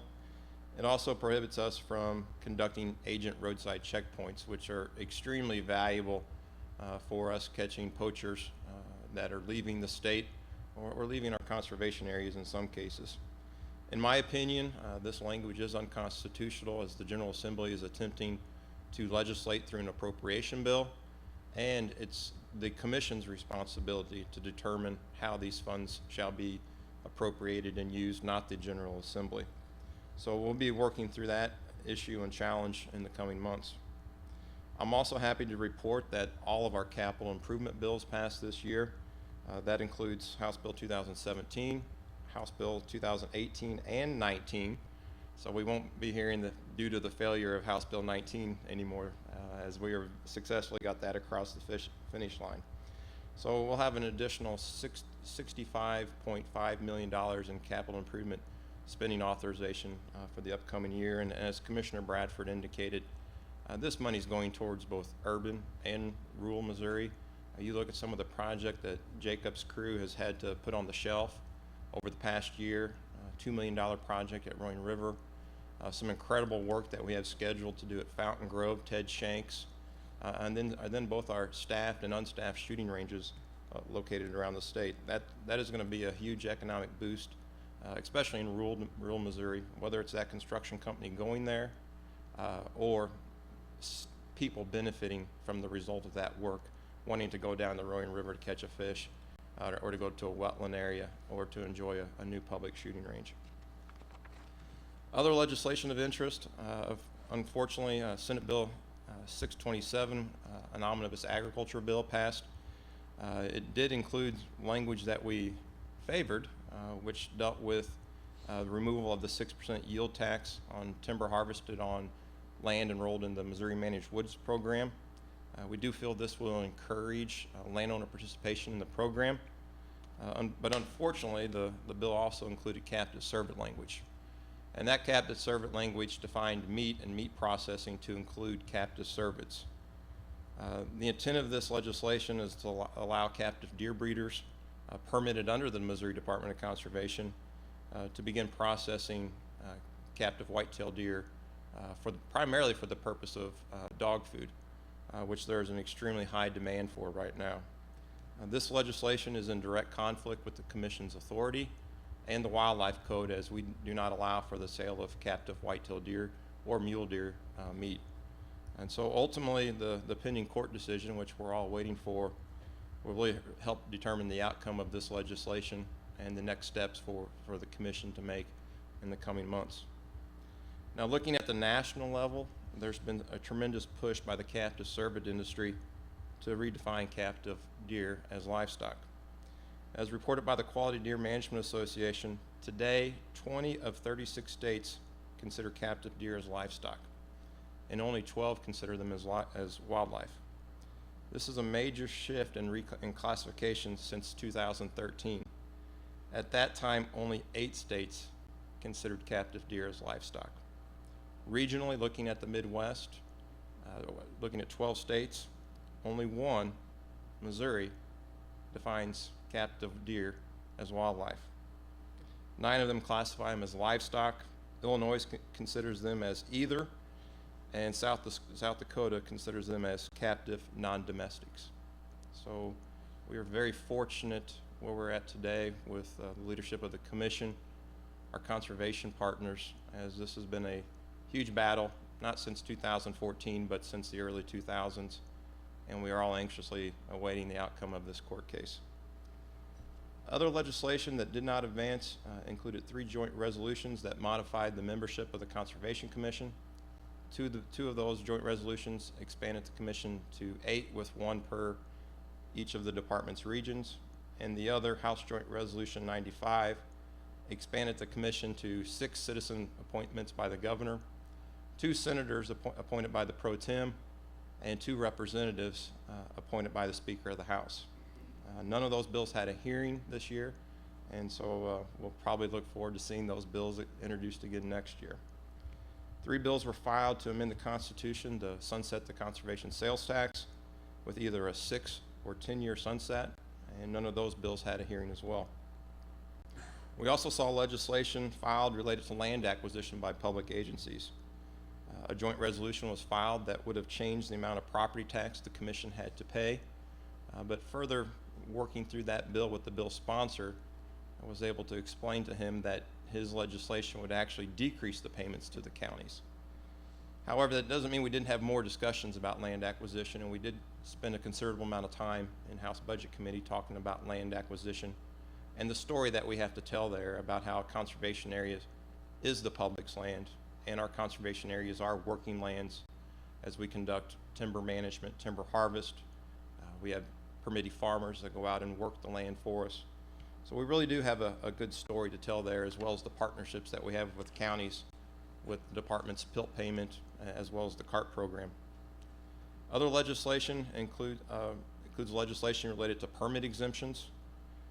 One of interest was a bill and a joint resolution that were filed that would have provided non-resident landowners the same privileges as Missouri residents.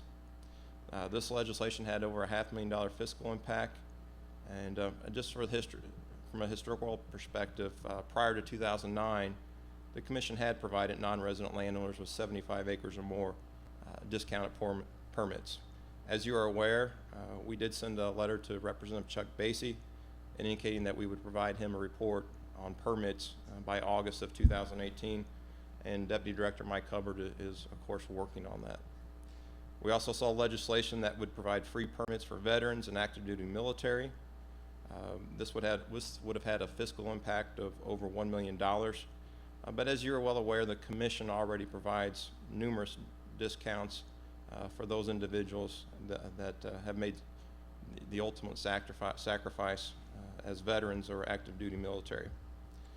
Other legislation related to permit exemptions would have allowed adult hunters to accompany youth without a permit. Currently, an adult accompanying a youth must be properly permitted even during the youth season. And as you're aware, the Regulation Committee is working through that process to see if we can come up with a reasonable solution. One of our biggest priorities for the past legislative session was related to poaching fines. This year, we did include paddlefish in the legislation because of the problems that we have at Lake of the Ozarks and on Truman Reservoir. I was really excited to see that legislation pass the House of Representatives in February, but unfortunately, the legislation then died shortly after that without ever receiving a hearing in the Senate.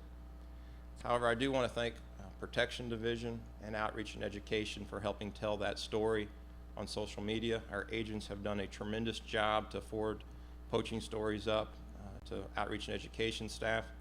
So I think we'll be able to get that one across the finish line next year with some changes over in the big house that will likely help us get this one across the finish line. On the business side, we saw legislation that would have consolidated all the IT data exchanges in the state into the Office of Administration. Saw numerous bills related to sunshine law requirements and state purchasing requirements. Unfortunately, some of those bills would have been very good on the business side for the agency, but they failed on the last day of session. And so with that, Commissioner, I bring up my last topic. It'd be difficult for me not to talk about feral hogs, of course. As staff know, I spend a considerable amount of time with that. And I think that has to do with the success we're having around the state right now. As a result of the regulation the Commission passed a couple years ago, as a result of the contributions that you all have made through the budget, $1.8 million last year, to help combat feral hogs, and the stories that we've been telling, has really made feral hogs probably one of the hottest topics over at the Capitol and around the state. This year, we saw legislation introduced that would have allowed for the processing and slaughter of feral hogs. That was House Bill 1414. We had numerous discussions in budget, as well as with other members, about our feral hog hunting ban on conservation areas. We talked through disease concerns. We talked about why we don't want to allow for the slaughter or processing of hogs. And we spent a lot of time talking about our trapping efforts on both private and public land. This year, Director Pauly and I and others, we met with Missouri Farm Bureau leadership. We met with Missouri Farmers Care leadership. We met with Department of Ag's director and deputy director, and again, several legislators. And I think we're in a very good place, and I look forward to further discussions. On an interesting note, as Draper would say, you really can't make it up. Probably the craziest event of the session was there was a feral hog day at the Capitol. And this was put on by the Missouri Hunting and Working Dog Alliance. This group is made up of hog hunters out of southern Missouri, primarily the Wayne, Reynolds, Iron County area, a few of them around Pulaski County. They are very interested in promoting the value of feral hogs from a recreational standpoint and from a human consumption standpoint. And so at this day at the Capitol, they had several guest speakers come in, but this did catch several of the agricultural groups by alarm.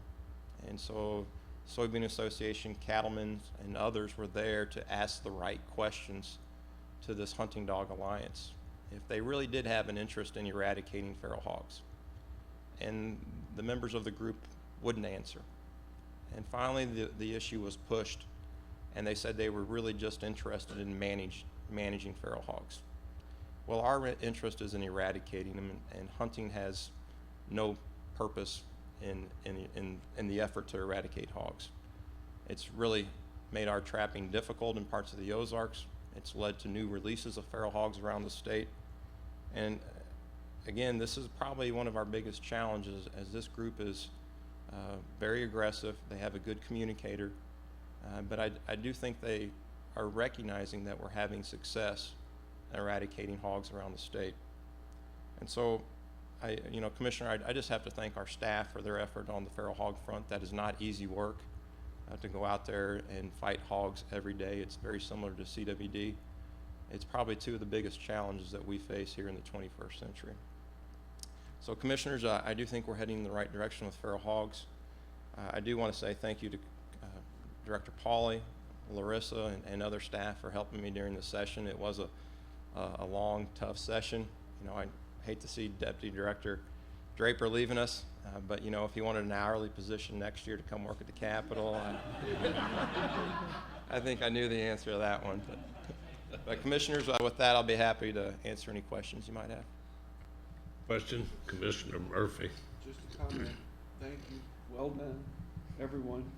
This is not easy.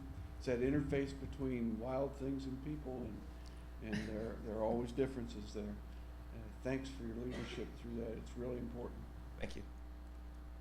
Appreciate the effort, Aaron. You got the CI money back and got us across the line. Now we can get to work. Exactly. Thank you. Aaron, thank you very much. We have a house cleaning issue that I think Tom or Jennifer is going to bring up on the authorization to advertise and sell that timber. Would you? Yeah, let's jump to it right now, and then we'll take up the last.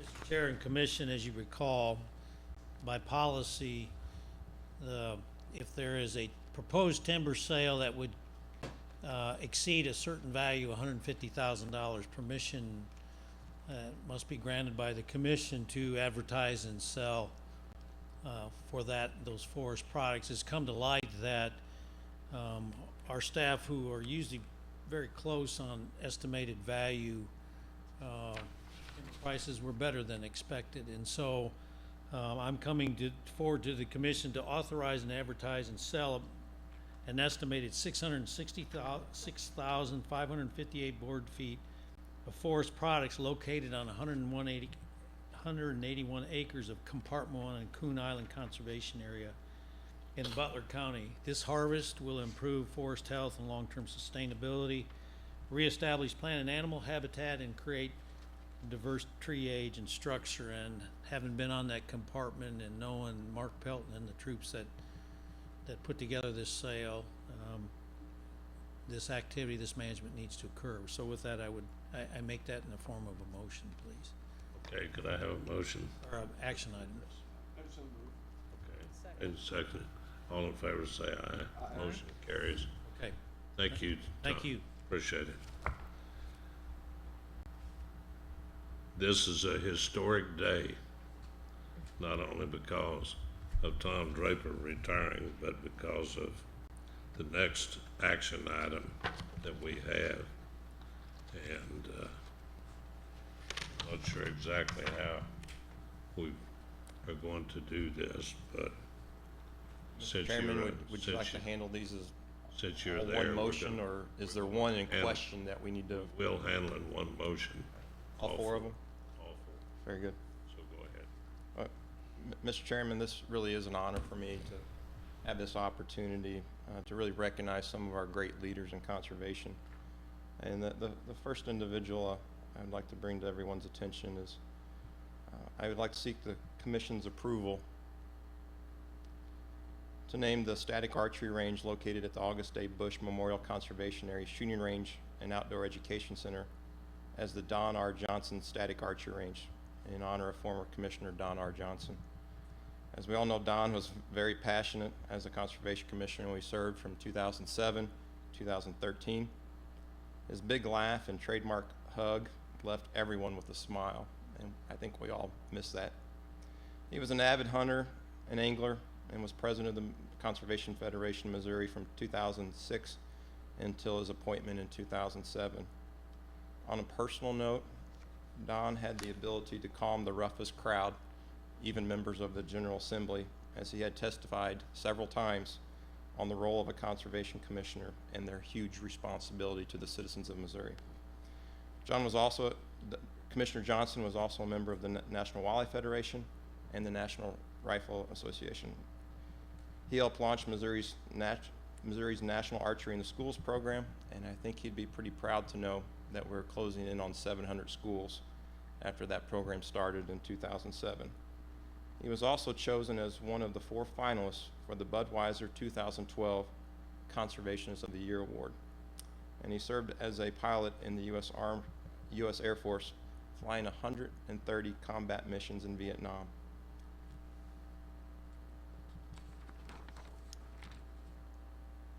Our next honor here today, Commissioner, is Commissioner James T. Blair IV. I'm seeking the Commission's approval to officially name the archery range complex located at the August A. Bush Memorial Conservation Area as the James T. Blair IV Archery Range Complex in honor of former Commissioner James Blair. Jim served as a Conservation Commissioner from 2011 to 2017. He was past president of the Missouri Conservation Heritage Foundation, current member of the Conservation Federation of Missouri, a director for the Great Rivers Habitat Alliance, and has served on the local and national committees for Ducks Unlimited. During Jim's service, he passionately encouraged the department to do even more in the regards to community and urban conservation, and I think he'd be proud of the recent steps that we've made in recent years. Now this next one, Commissioners, this one's going to be a little interesting. And I had to seek the help of former Commissioner Steve Bradford on this one, and this is to recognize Lowell Moeller. And as Steve and I put our heads together as to what we could do for Lowell Moeller and his contribution, I'm getting really an evil eye over here for Lowell right now. You know, Steve and I came up with the idea, well, what about naming the shooting targets at the ranges after Lowell? That seemed like a good possibility. And then we were like, well, Jacob's crew's getting ready to tear down a bunch of old structures on our conservation areas. Well, we can name some of those old structures after Lowell right before we tear them down. Then we thought about the fish cleaning stations at our 4 trout parks. That would be a great thing we can name after Lowell, but we want people to use those stations. We don't want to discourage them from using them. So when Steve and I really didn't come up with anything, we went to Commissioner Marilyn Bradford for a little bit of guidance, and I think she helped out quite a bit with a pretty good idea here. So, Mr. Chairman, I am seeking the Commission's approval to officially name the waterfowl hunting zone and waterfowl refuge located at the Bob Brown Conservation Area in Holt County as the Lowell Moeller Wetland Unit in honor of former Commissioner Lowell Moeller. Lowell served as a Conservation Commissioner from 2003 to 2009. Lowell is, of course, a farmer and a native of Oregon, Missouri, which is located right next to Bob Brown. He has a record of conserving forest, fish, and wildlife, and a history of building bridges between conservation and agriculture. Lowell holds a bachelor's degree from the University of Missouri College of Agriculture. That's something we both have in common. He's also served as Director of Department of Agriculture, Chief Operating Officer of Missouri Farm Bureau, Senior Vice President and National Board Member of Ducks Unlimited, and a member of the Conservation Federation of Missouri, Board of the Missouri Conservation Heritage Foundation, was on the Missouri State Fair Commission, and Chairman of the University of Missouri School of Natural Resources Advisory Committee. So Lowell, you've had a pretty busy career, I'd say. Lowell Moeller received the Andy Runge Award from the Missouri chapter of the Wildlife Society and was named a Master Conservationist by the Conservation Commission in 2001. On a personal note, Commissioner, Lowell's a great friend, and my son shot his first goose out at Lowell's farm. So I really appreciate the friendship and the trouble you give me from time to time. Our last honoree today, Commissioners, I'm seeking the Commission's approval to officially name the education building located at Twin Pines Conservation Education Center located in Shannon County as the Jerry J. Presley Education Building in honor of former Commissioner Jerry Presley. Director Presley guided the department after the design for conservation period. Presley began his 39-year career with the department when he was hired as an assistant district forester at Ellington. He was then promoted to district forester at 3 different locations. He was appointed to state forest land supervisor in 1964, assistant state forester in 1969, and state forester in 1977. He was promoted to assistant director in 1986 and was named director in 1988. The first long-range strategic planning for the department was carried out during Presley's administration with an emphasis on development and management of the 260,000 acres of land that was acquired during the design for conservation. Major construction projects include nature centers in St. Louis, Springfield, and Jefferson City, offices in Cape Girardeau, St. Louis, Springfield, St. Joseph, and Camdenton. Shooting ranges were built at Forest 44 and Bodart conservation areas, and area plans were created for all of our major conservation areas. Working partnerships were also developed with public, private, and volunteer groups. So, Commissioners, I am seeking your approval to honor these 4 great conservation leaders for their contribution to conservation. Do I have a motion to that effect, Commissioner Bradford? You certainly do have a motion. Thank you. May I have a second? Motion made and seconded. All in favor say aye. Aye. Let's stand up and give a round of applause to these people.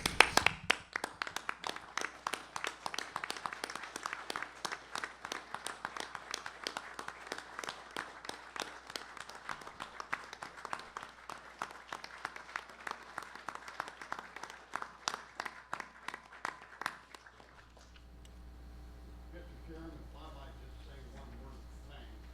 Yes, please. Request and naming opportunities really appreciate, particularly this one in my home county of Lowell. My wife's dad farmed all of the land in Bob Brown, East 104 Refuge. And it's a great opportunity for me to invite my friends like Bradford and Babcock up here this fall and teach them how to shoot ducks. I'm very proud of the conservation department.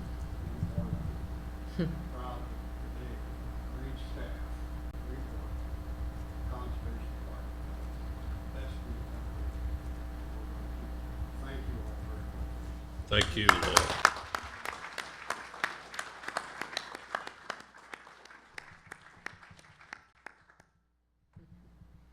We have no other, excuse me, no other action items because there was nothing removed from the consent calendar, which would be the last item. Does anyone have any parting comments? Sarah, any comment?